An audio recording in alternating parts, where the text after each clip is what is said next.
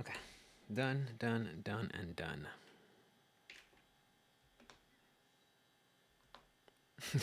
Hey, what's up, guys? How are y'all? Welcome back to the OS Rick Project, episode number 41, guys. How are y'all? I hope you're having a wonderful day, wonderful evening, wonderful week. What you guys been up to? I want to say thank you for listening, guys. I really appreciate it. Whether you're at work, on your way to work, or working out, thank you very much, guys. I really appreciate it. This is a podcast where I just sit here solo by myself and start ranting and raving about all sorts of things that I've been playing, watching, doing, and just letting you guys in on my world. It started off just mostly like a little self journal thingy, and it still is because I like to take all these notes, and I'm almost done with this notebook. I'm about to start my third one, and every once in a while, I like to go through and just look at everything and be like, "Well, what the hell happened this year, and what happened during this month?" And you start looking back, and you start remembering. So it's almost like a journal in many ways. But anyways, guys, how are y'all? What you been up to? What games have y'all been playing? We probably Hogwarts Legacy. That's the latest one that just came out. What's y'all's experience with it? How's it been playing? How's it been handling the performance and everything? Um Apparently from what I've seen, just looking around in different YouTube videos, it looks like on the current gen consoles, it seems to be running pretty well, at least for the PlayStation 5. On the PC side, it looks like there's some issues there. Maybe it wasn't completely optimized. But it's almost like one of those things where there's just so many variations between gaming computers that it could be difficult to optimize it. And again, and then I'm not a freaking computer engineer, graphics engineer, or game designer, so I don't know how hard or difficult that is. But yeah, let me know, guys, on what y'all's experience been with the game. I've heard a lot of people say it's been pretty good, even with all the backlash. I do the air quotes thingies, guys, with all the freaking trans LGBTQ. Not all of them, but some of them been really vocal about wanting to boycott the game. And it kind of just backfired, right? It kind of just got more eyeballs and people looking at the game and seeing what all the fuss is all about. And it's been, I think it's on track to be one of the most watched games for single player games, which is pretty good. I think Elden Ring held that title last year, which is almost a year since Elden Ring, guys. But apparently, Hogwarts Legacy is doing really well right now, which is good. You like to see it. You like to see these big budget games come out the gate, in a good spot, not like other games where they're just a complete mess. So it's a step in the right direction. Me, 100% guys, full disclosure, I am not interested in purchasing the game or playing the game. Well, maybe somewhere down the road. I did enjoy Harry Potter when I was younger, but I really didn't care for it much as an adult. I think it's fine. That's not because of what the stance on the game is, or the J.K. Rowling stance on all that stuff. I don't care. I'm here for the games, right? That's one of my pet peeves is when you start seeing the politics starting to trickle into video games. It's like, I want to play my video games so I can get away, escape from all the real life bullshit. We got wars going on, we got train crashes, we got UFOs. It's like, I want to play a video game, turn my mind off, and have fun. That's all I want to do. I don't want to see social political issues leak into this and then start hitting me over the head of what's what and what pronouns and what stands for this and whatever. But anyways, guys, I kind of jumped the gun there. I didn't even tell you how my week went. Weekend was pretty good. Work was not too bad. We are starting to get more and more daylight, which is a big positive for me. I hate. I don't like when it gets dark early. I don't like the cold. I prefer long days and warm weather. Usually, when a lot of people say, when people say, "Oh, I like the cold," there's two reasons why you like the cold, right? You're either overweight or you have an indoor job. That's why you like the cold. When you have to spend, the next 10 hours in, 37-degree weather, and it's gray and it's wet and it's cold outside, and you are just, exposed to the elements all day, You are not a fan. Me personally, I'm not a fan of that, and it sucks. I prefer, I'm not crazy about triple digit weather, but I'll take, the 90s and 80s over, 40s and 30s any day. Um, so work's been pretty good, not too bad. I haven't been watching anything. I went through halfway of the Last of Us episode 4, and then when I found out the mom was like, like the leader of this gang or something, I was just kind of like, okay, sure. I mean, at least the governor kind of fitted that role. With her. I don't know. I just kind of and I was exercising. I took a break. I was like, you know what? I'll come back to this. That's Max in the background. I'll come back to the series maybe after a couple of episodes. Trigun. I've been watching a lot of that. I've been being caught up with that one.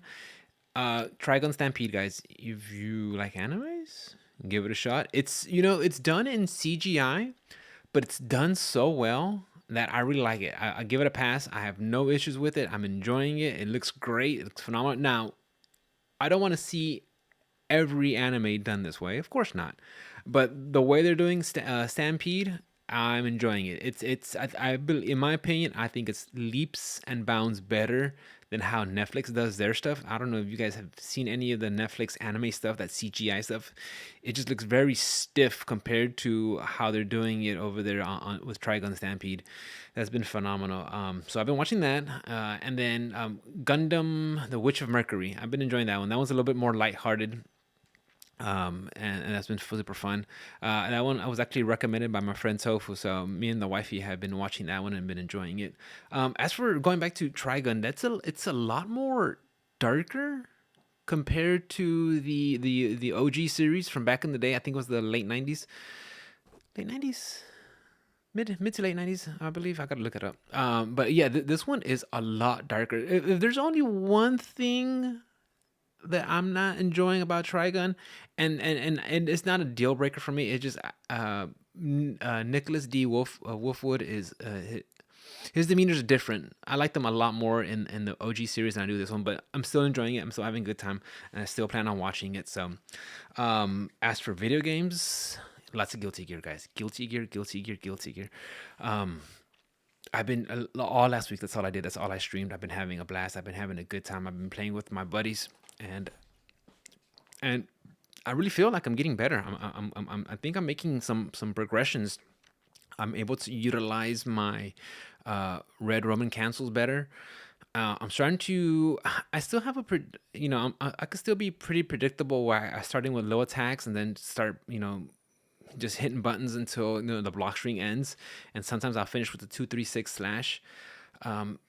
And I get punished for that, or I start going in with a 2D, a crouching dust, which is like a crouching roundhouse if you were playing Street Fighter, and I get punished for that. But I'm trying to change out of that and try different things. And what I did was in Guilty Gear, they have this feature that I haven't been using, which I should have been a long time ago, where the community is able to put in combos, and you could go in there and you could test them out and try them out for yourself, which is really fun because I'm not that great at fighting games where I can find combos on my own. I usually like to look at small bread and butter combos and then making it work for me, making it adapt for me, or changing it, whatever situates me better, so it's hard for me to just kind of like find out what links into another move, and to find your opener, the links, and then the finishers.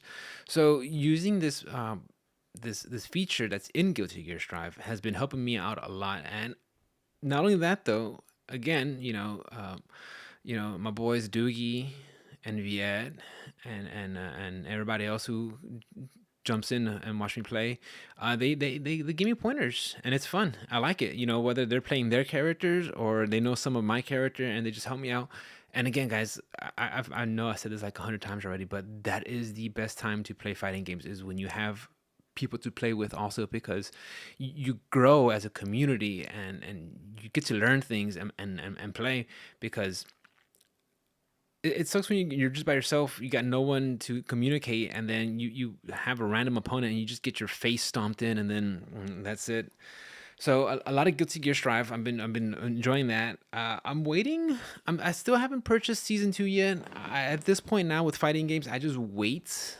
I'm gonna make that a practice, guys. Where I'm just gonna wait until the season's almost done, and then make my decision on buying it, or whether it's once it's completely done, or if there's a character that I have to have, I'll make a judgment call whether I want to buy the pass or not, or just buy that character outright. So I mean, right now, with Wave 2, Season 2, I should say, Brigitte has came out. Doesn't it interest me?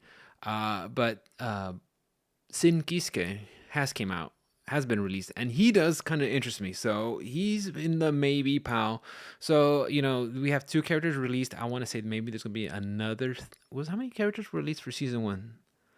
Season 1 had Gold Lewis, Jacko, Happy Chaos, Testament. Who else, guys?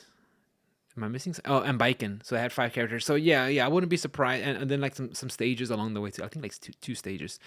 So I wouldn't be surprised if season 2 will follow the same formula of 5 characters and maybe a couple of stages here and there. So Brigitte and Sin Kiske. So that leaves 3 more. So we'll see. Like I said, I'm on the fence about Kai, but there's still so much I need to learn about Leo Whitefang that I'm in no hurry to by this character pass. And also Kai Kiske is another character that's I started the game with him, and I've been keeping my eye on him, and he seems to still be in a very good spot. So I might, I have another character to play, so I'm in a good spot when it comes to characters. Now, if there was a character that I kind of want to play, and people have told me before, like, Rick, this might be your character, it will be Slayer. I just know he's some sort of vampire that beats the hell out of people and has kind of like these moves, like almost similar to, I want to say, like Dudley from Street Fighter, just because of how you fight. I don't know. Some moves just have similar animations, but I mean, I can't say it's an honest one for one for Dudley. He just has some moves that are kind of similar in the style of Dudley. But anyways, Guilty Gear, lots of it. Been enjoying it. I plan on doing some more. I was talking to my buddy Johnny, and he said Texas Showdown early registration. Texas Showdown is a fighting game tournament that happens down here in the Houston area, guys, once a year, usually in April and May. This year it'll be happening around in April 22nd to the 24th, I believe. I don't feel comfortable signing up as a competitor. I haven't did enough grinding so I could feel comfortable to enter a tournament and do go in there. Now maybe if there was a local scene around where I could do some tournaments, maybe I would feel more comfortable if I did that. But for me to just go to a tournament and enter and just go 0-2, it's not really for me. Now, does that mean I don't want to go? No, I still want to go. And I am looking into the possibility of just going as a spectator. I know my buddy Viet will be in town. I know my boy Johnny will be there also, and his crew. So if anything, just to get out the house and just go see what's going on with the FGC, I think that'll be fun. And I just get to meet some more people and play the games. So we'll see. Looking forward to that. What else have I been playing? A little bit of Elden Ring. Well, actually, if you look over here, guys, my other PC that I built, that I've built, finally completed. I've been testing some other games on there. Monster Hunter Rise. I'm working my way up there. I don't know how far I am on the single player content, but I got my hunter rank up to level 8, and right now the game says they want me to get up to level 30. So they're still introducing new monsters. Well, they're still introducing more monsters. I don't want to say new because some of them look like they came in from Monster Hunter World. So I'm still I don't want to get the Sunbreak DLC yet. It's just I want to enjoy what this base game has to offer before I jump into it. But right now it seems like I'm on the track to pick it up, just because I have been enjoying my time. Sorry, guys. I've been enjoying my time with the game. It's been fun. I've been playing with the wifey on when we get a chance to. And the PC's been running. It's been running pretty well. I did have some issues where And this is going to vary per person, right, guys? So I would go to YouTube, enter AMD graphic settings. You know, you watch a video and you kind of just follow what the guy says. You know, turn this on, turn this off. You don't need this, blah blah blah, whatever. So then after I did that, I went in and played Monster Hunter. It was running fine. It was doing good. Okay, no problem. And then I was like, well, let me test out, one of my favorite games of all time, Elden Ring, right? Of all time, of the last from the last year, right? So let me try out Elden Ring, and I booted it up, and man, the screen tearing was just everywhere. It was driving me nuts, and that's something where where I try my best to make sure none of my games have any screen tearing. Now, in fighting games, I don't mind it too much because the only thing that's moving are the two characters. Yeah, it might be some stuff in the background, but it's never so the movement isn't so jarring that you see screen tears, you know. But in games like Monster Hunter or Elden Ring, when you're constantly moving and you're panning the camera around, when you start seeing those screen breaks, those screen tears, it just completely just ruins my immersion to the game. Right, I can't have that. Like I said, guys, I'm a fan about just playing. I play my games at 1080p, anywhere between 60 frames, and then sometimes I'll bump it up to 120, depending on how I feel, how the game looks and performs, and also depending on what PC I'm playing at. Right, like if I'm playing on my main rig, I'll keep it at 120 frames. The AMD, sometimes I'll keep it at 120. Most of the times I'll keep it down to 60, just depending on how the sound of the fan, of how loud the fans could be. But like I said, that was just me when I was just going in there tinkering with stuff, right? I'm sorry, get ahead of myself. I'm getting ahead of myself. Sorry, guys. So, anyways, so I watched that video, right? I watched the video. I did all the things they wanted to: turn this on, turn this off, blah blah blah. Use this, resize, whatever. I was like, resize. I forgot what the feature was called. FSR for AMD. But basically, it says, okay, just go into the game, go a resolution lower so the game could upscale it and make it better. I was like, what? Okay. So I tried it, and like I said, it was okay on Monster Hunter, but on Elden Ring, I did not like it. And I know Elden Ring isn't like the best PC port of any game, but I gotta make sure my card is running freaking Elden Ring. That's like my standard, right? If it could run Elden Ring and even then, dude, it still kind of like stutters here and there every once in a while, just because of the, I guess just the game itself. It's on my big rig, and then it happens on my little side piece. So that still happens. But anyways, guys, I went on tangent with another tangent, right? I'm really good at that. So look at the video. I didn't like how it went, so I kind of watched another video, and I was like, okay, you know what? There's less bells and whistle turns on, and it's just more about like I said, I just want the performance. Can it run this smooth? I don't want screen tearing. I don't gotta have the flashiest particles or the ray tracing. I just gotta have this game running solid. That's it. Like now look, if you have a beast GPU and you want all the bells and whistles, by all means, go ahead, or your GPU, you run it the way you want, whatever, what you prefer, right? That's at the end of the day, it's you run it how you want, what you like. But me, I just want just smooth, buttery smooth frames per second, all right? So anyway, looking at the other video, I did some more changes. Just going down rabbit holes, down rabbit holes, and then I finally was able just to update some drivers which is weird with AMD because you have to go to their page and then literally update drivers. I want to really start looking more into AMD, not only in their CPUs but their GPUs.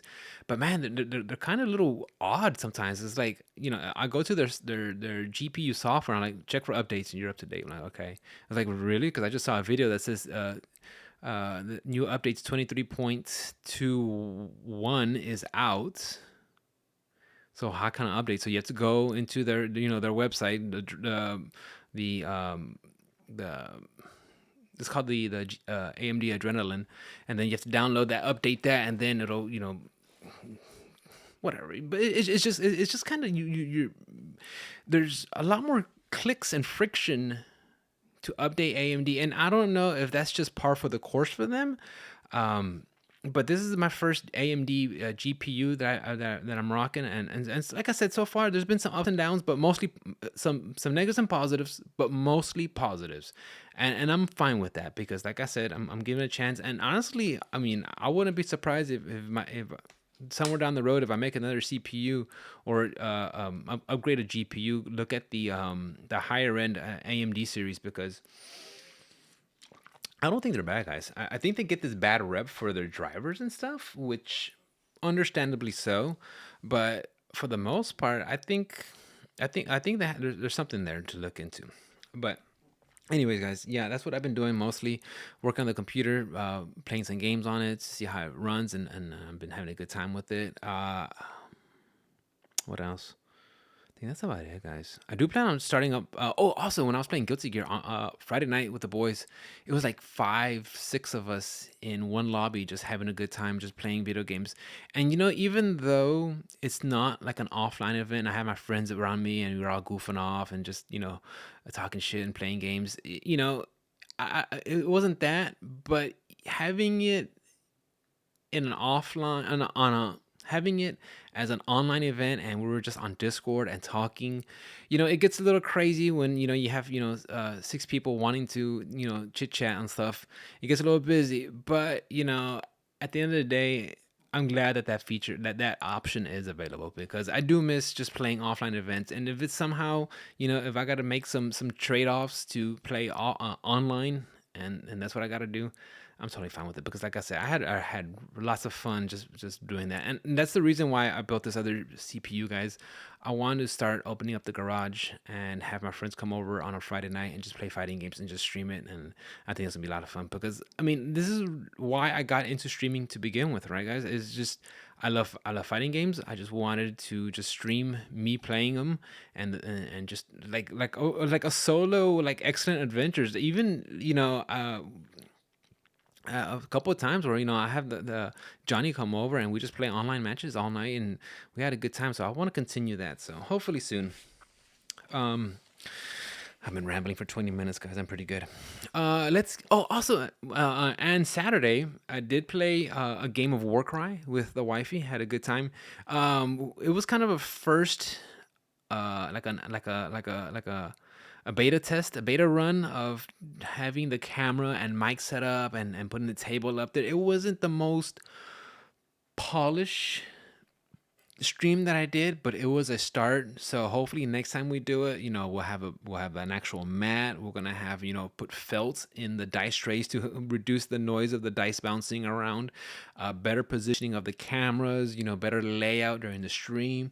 So that's something I want to get into, and I've mentioned that before, guys. But uh, me, my wife, and my 2 friends, we've been playing a lot of Warcry lately, and we want to start making content for that game.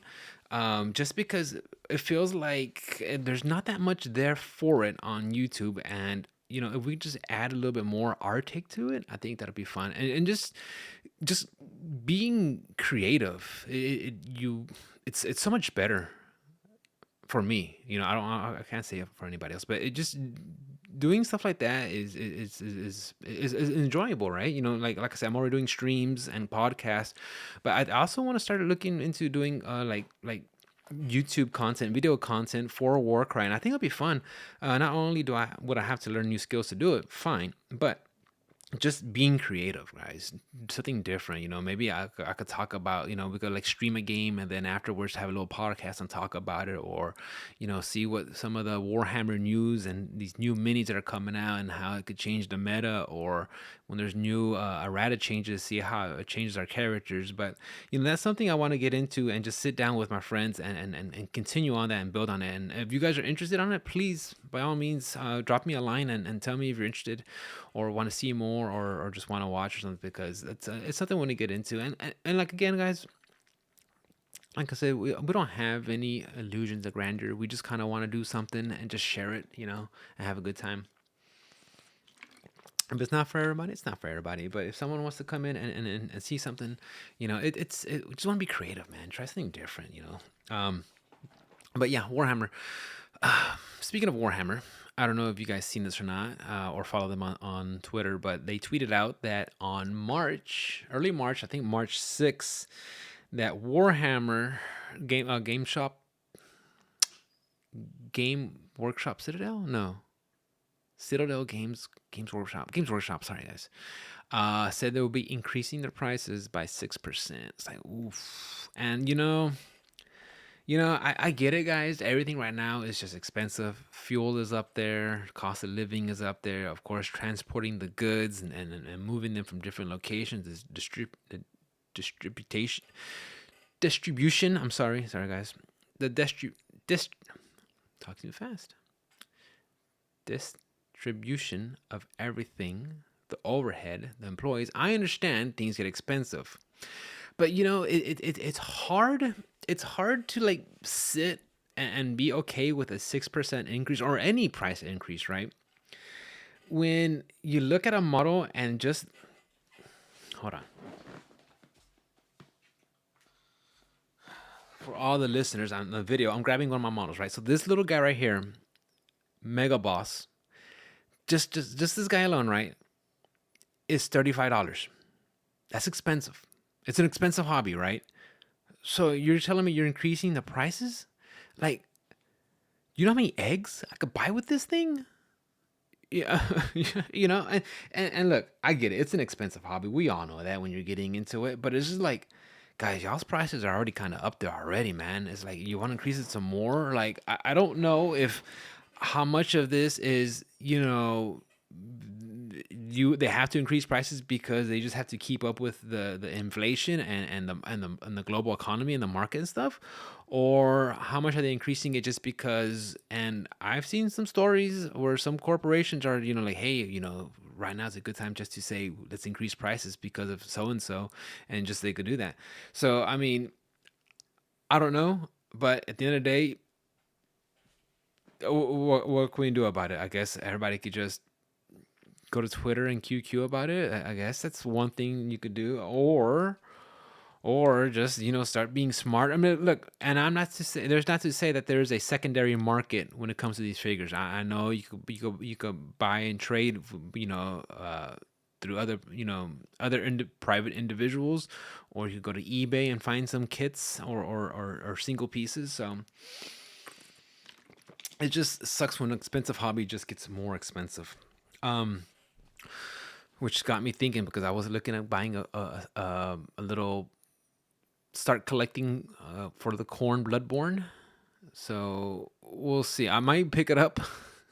Like, there's not that I need another army, but I do enjoy, and this is where I find my value with the minis. Right, I find the value when you know sitting down with my wife, opening the box, getting all the pieces, going over them, filing them down, assembling them, then priming them and painting them. To me, that's half the fun too, is the time spent focusing on just building these pieces. It is fun. And then the gaming part, that's also very fun too. No doubt about it. But it's just hard to like fuck another 6% on plastic.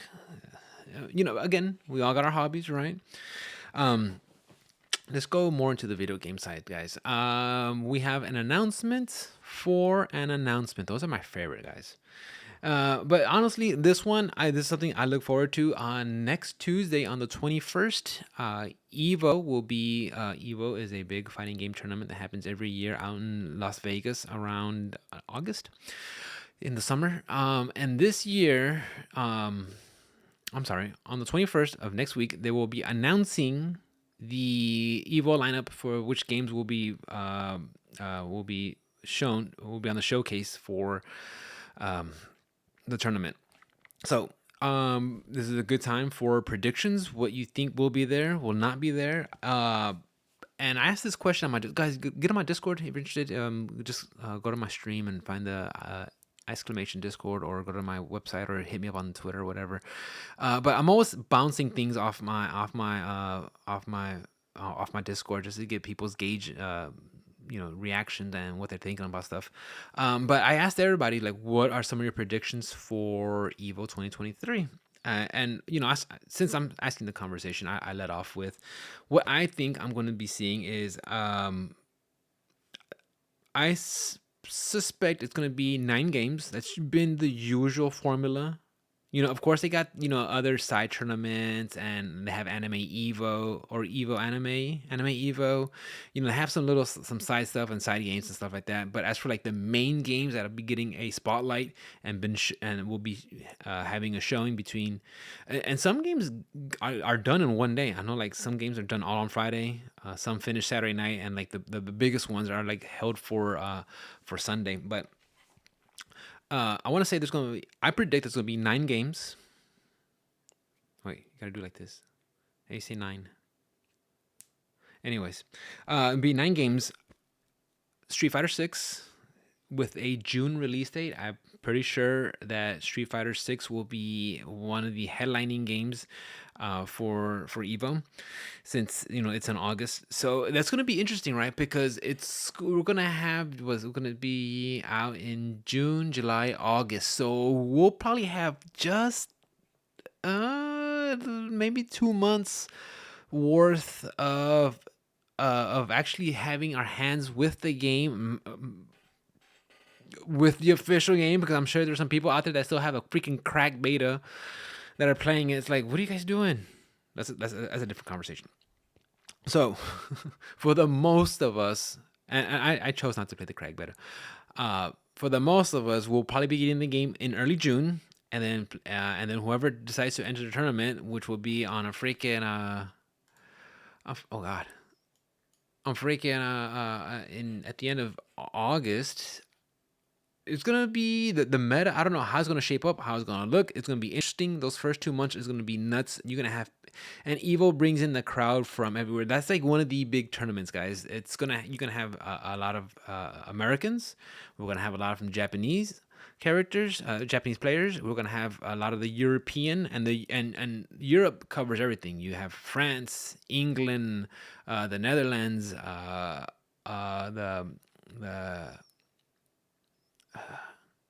well, the Middle Eastern parts, the Arab Emirates. That's how you say it. Yeah. So I mean, Street Fighter is worldwide, so you're gonna have a lot of people showing up for that game. I wouldn't be surprised if it being the first year, I wouldn't be surprised if it has the most entrants. So we'll see how that goes. So Street Fighter 6, Tekken 7, Skullgirls, Multi Blood Type Lumina, Dragon Ball Fighter Z, King of Fighters 15, Guilty Gear Strive, DNF Duel.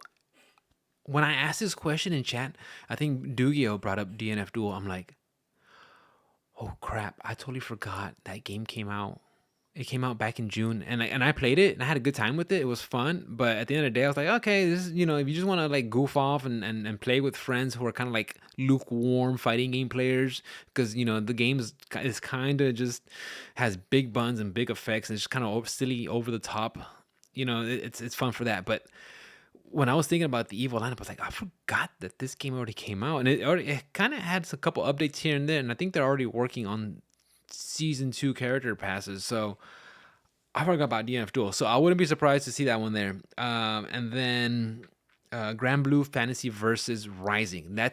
But that one I'm a little bit spotty. I don't know when that game will be released, but if it's before Evo, I wouldn't be surprised if it has a showing there. And then of course maybe Skullgirls. Did I say Skullgirls already? And then maybe Them Fighting Herds. But Them Fighting Herds, I haven't seen much on that. And I just thought about it now. Do you think it's possible that we'll see MultiVersus there? What do you think? What's y'all's opinion on that, guys? How's MultiVersus? It was funny. I was talking to one of my friends. He came in the chat. I asked him, "Hey, what fighting games you been playing?" He's like, "Does MultiVersus count?" I was like, "What? No." So yeah.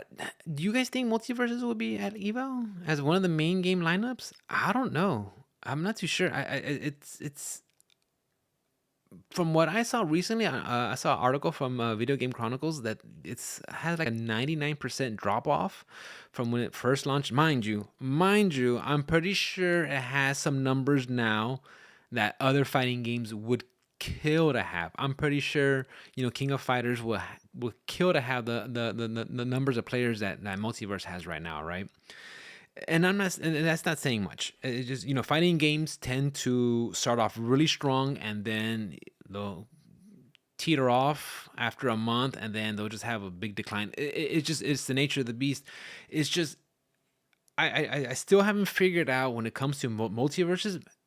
Again, full disclosure, guys, I have not played it. I have zero interest in it.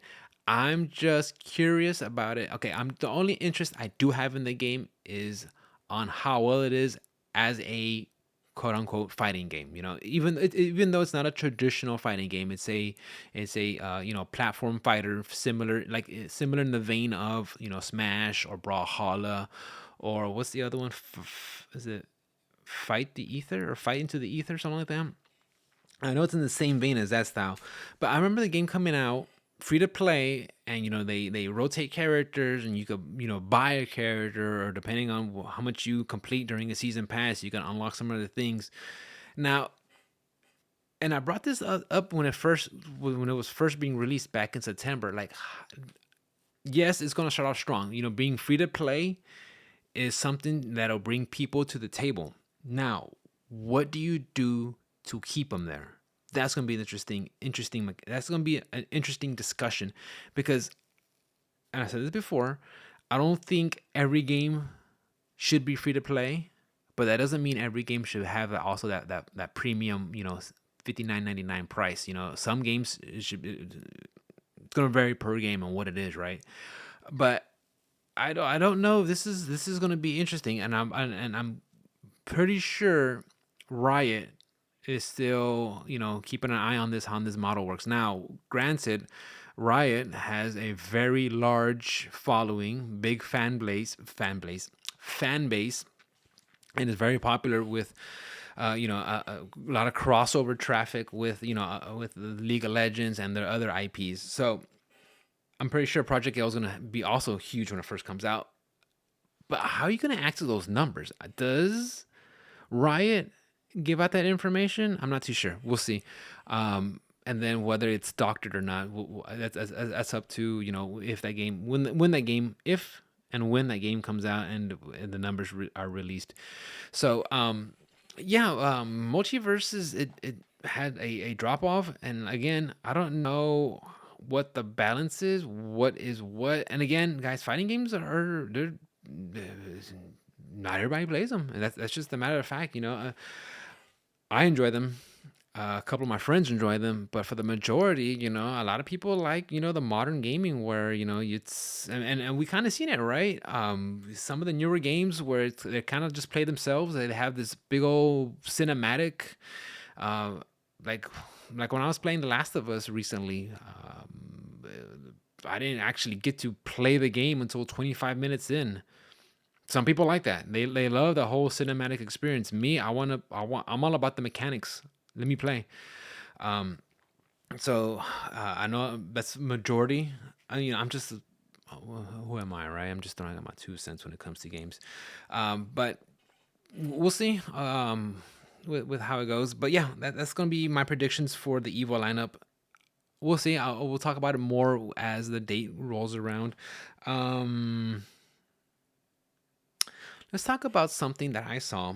This game's been on my radar. It's been on my radar. It's been off my radar. It comes back on my radar, and then it becomes, where do I buy it? Should I get it on PC? But do I want to deal with their launchers? Should I just buy it on PlayStation 5? And Star Wars, Jedi Survivor. Now I did play Fallen Order. I enjoyed it. It was a fun action adventure game going around, that borrows from the Souls formula of, you go to their bonfire and it respawns enemies, and there's a little bit of a challenge, but it wasn't too much of a challenge where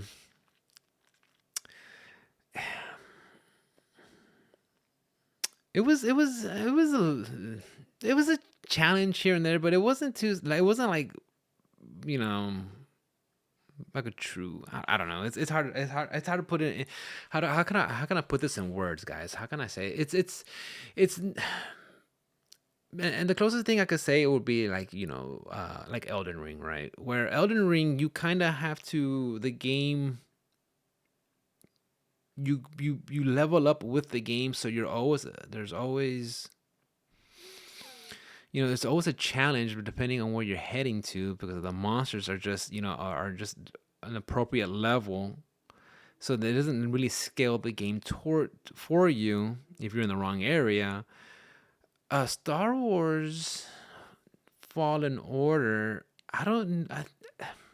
They have a slider for the difficulty, and that changes. Like how short or how large or small your parry window is, or attack of opportunities, or how aggressive the enemies are. I mean, when a game has a difficulty slider, I don't call that. It's not a Souls game to me, in my opinion. I mean, of course, there's gonna be a lot of nuances and a lot of discussion for it. Some people are gonna say this, some people are gonna say that, some people are gonna say, well, if it has a stamina bar and limited, and the only way to get your only way to level up is to kill monsters, and if you die on the way to getting your souls, your currency, then there's so many the term souls like is so nebulous, and so many words could go in there and plug it in that it could be what I define it is going to be something different to the next person, the next person, the next person. So I mean, a bunch of nuances when it comes to that term. So if I had to put Star Wars Fallen Order in a box, I'm just gonna call it action adventure, right? That just borrows a lot from the Souls genre. I'm excited for it. I want to play it. I did enjoy the first one. I had some issues with some things, but I think they said that on this one they're gonna add like you could be mounted. You can mount creatures and have a steed and to travel. Okay, that's cool. I don't care. But they said they'll also be adding fast travel. Now that is where I'm more interested in. I remember playing the first one and there being some parts where like, okay, I got this new ability. I'm looking at the map and I can interact with this cave wall over here. So let me try to get over there. So when you try to get over there, you land from your ship, the Normandy. It's not the Normandy. You land there and then you got to start hoofing it and just go on foot. I'm like, and maybe I missed something. Maybe I never unlocked fast travel in the game. Okay, because I played it once. I just played the main story and I was done. I didn't go back to 100% complete everything. Maybe if I played the game longer, maybe I unlock fast travel. I don't know, guys. Correct me if that's a thing or not. But I never unlocked it just from playing the game, and that was kind of like okay. After I finished the game, like I don't have fast travel. I don't want to like I just want to get to the areas that I want to get to so I can start exploring. I don't have to start from the very beginning and then work my way because some of those levels, which I'll admit I did enjoy the levels, the exploration there, but some of these are just have layers upon layers upon layers, and these caves start twisting and turning and go other areas, and I have fun with it. But when I want to get to a certain point, like I want to fast travel. I mean, and we have that with a lot of the from all the From Software games. What bonfire do you want to go to? Let me go to World 4, Bonfire 2. Okay, boom, go. So they're adding that in Jedi Survivor, which I'm interested in. And I think at the end of the day, guys, I'm probably gonna get that game on the PlayStation 5. I hate having other third party launchers on my freaking Steam. I want to go in there as frictionless as possible. Oh, come on, Rick. It's just one more launcher. I get it, dude. I get it. But I ain't trying to deal with that, right? If I can help it, I don't want to deal with it. And that's why I have access to a PlayStation 5. For the games that I know that on PC will have that, I could play it on the PS5, no issues. Wham, bam. Thank you, ma'am. But listening, I did see an article today, guys. And I wish I got it down from who it was, but they did say that Jedi Survivor will be on current gen only and Steam. Okay. So you heard that right, guys. Current gen. You know, it's a pet peeve of mine when people say, "Oh yeah, it's freaking, it's all on next gen consoles." Like, what do you mean next gen? Like PlayStation 6 and Xbox, whatever they want to name it? No, PlayStation 5. No, PlayStation 5 is current gen, dude. Xbox Series X and S and PlayStation 5, that's current, dude. That's it. There is no next gen. That's current. That's now. All right. So when games are now being released for the current consoles that's in rotation, thank you guys. That's what it needs to be doing. Like we're at the point now where unless your game is going to be like on PC and you're going to have it set for the minimum recommendations where you need like a freaking 1060, a 1080 GPU to run it at 720, 30 frames per second. Okay, cool.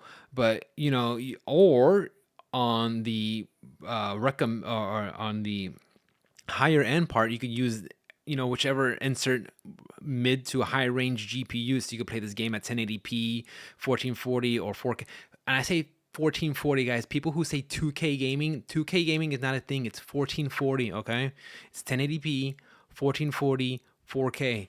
Don't at me with 2K gaming. What the fuck you guys come up with this? So yeah, they're coming out for current gen consoles. Perfect. Because we're at the point now, guys, that's it. Like, I mean, if you're still stuck holding the bag with a PlayStation 4 or an Xbox One, like, I don't know what to tell you guys. I don't know what to tell you. At this point, like, look, we know gaming is an expensive hobby.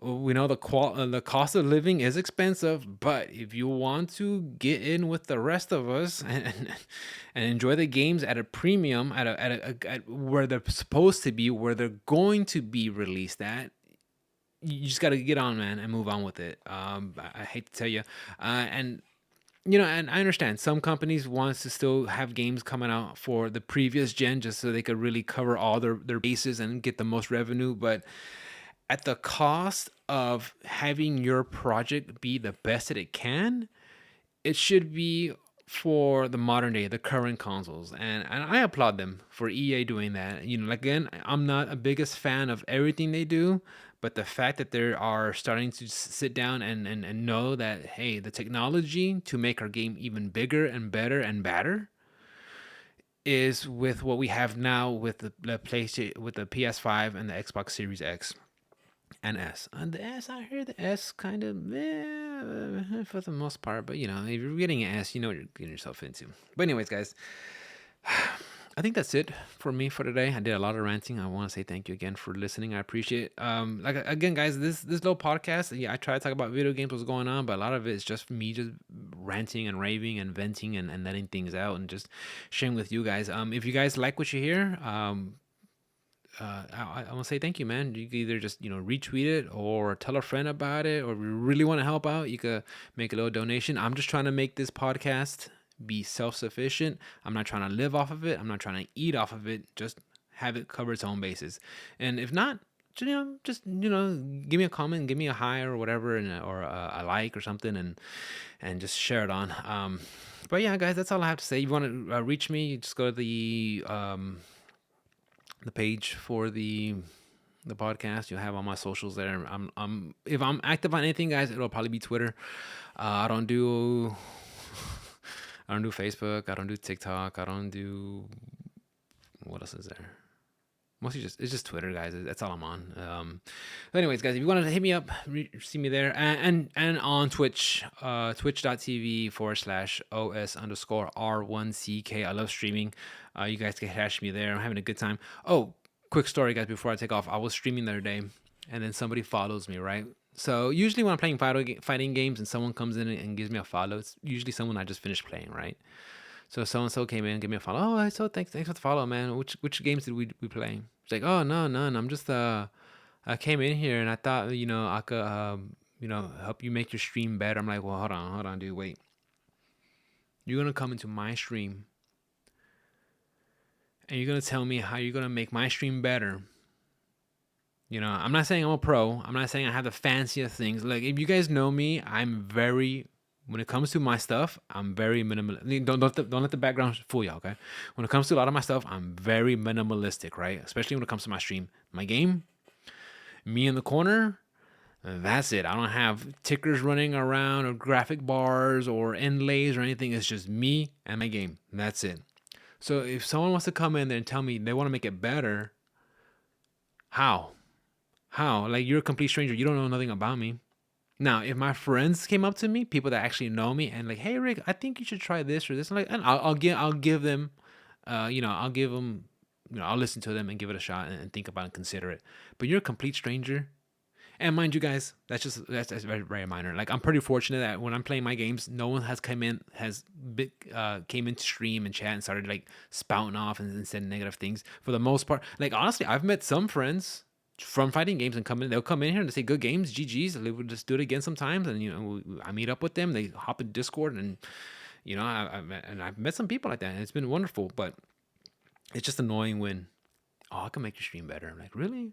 You're gonna make my stream better? Anyways, guys, thank you for listening. I appreciate it. Enjoy the rest of your evening or your day. Get some rest. Don't stay up too late. Have a wonderful day. Have a wonderful week. Thank you for listening. I will see you guys next time. Bye, guys.